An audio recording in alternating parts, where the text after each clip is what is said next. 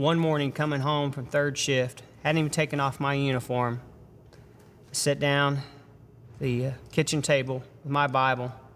I was determined to do some devotions. And instead of really going through my regular routine, I can recall just having an honest moment with God and saying, God, I'm in this rut.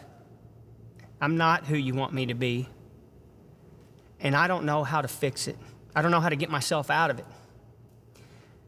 And it's one of the very few times in my life that I felt like I could hear God audibly say, Nathan, you have cancer. It's okay. It's going to be okay. Go wake your wife up and tell her.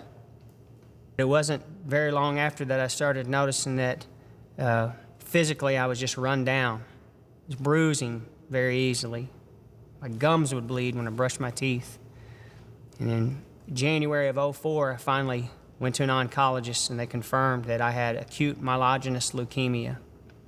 And not only did I have leukemia, but it was very advanced, and I was not doing well. And after treating such aggressive leukemia, all the doctors said, you need a stem cell transplant. I didn't have any siblings. So I was entered into the World Bank, 5 million people at the time, and I had no match.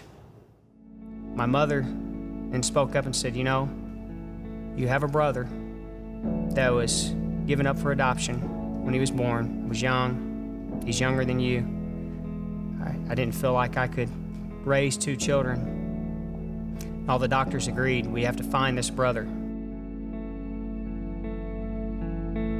Attempts to identify Nathan's brother were unsuccessful, until a chance encounter led Nathan to discover his unknown brother on Father's Day of 2004. I received a phone call from the hospital saying, why are you not making plans to come down here? Well, I don't have a match. He said, yes, you do. Your brother's the match. He's a really good match. So I received a stem cell transplant.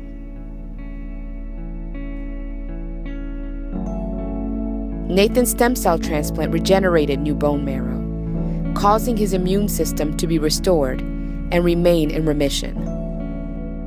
The effects from the chemo and then the transplant is what caused doctors to say that I'd never be able to have children biologically. But we did feel like God was telling us to prepare for a child. And another detective walked in and said, you're wanting to adopt, aren't you? I had no idea how she knew I was wanting to adopt. I said, yeah. She said, well, there's a girl. She's 12 years old. She's been raped.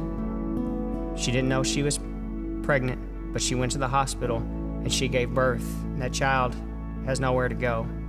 And I knew that moment. I called my wife. I said, here's the deal. I didn't even know the whole story. Before I could finish the story, my wife said, that's it. That's our son. And then a year after that, we biologically had a girl, despite being told that we weren't able to. Then a year after that, we biologically had another girl, despite being told we weren't able to.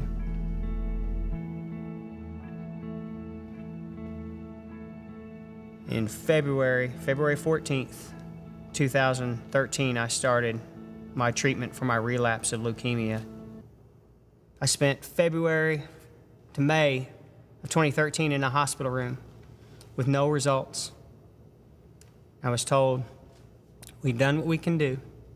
It's time for you to go home, get into hospice, and be comfortable.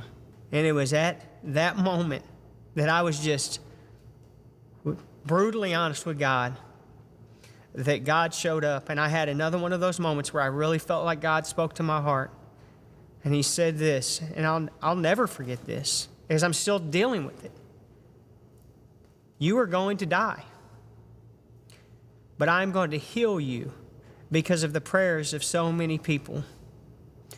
I have given you days. On November 19th, 2013, Nathan Schroer passed away after a 9-year battle with leukemia. 2 months before, he gave this interview.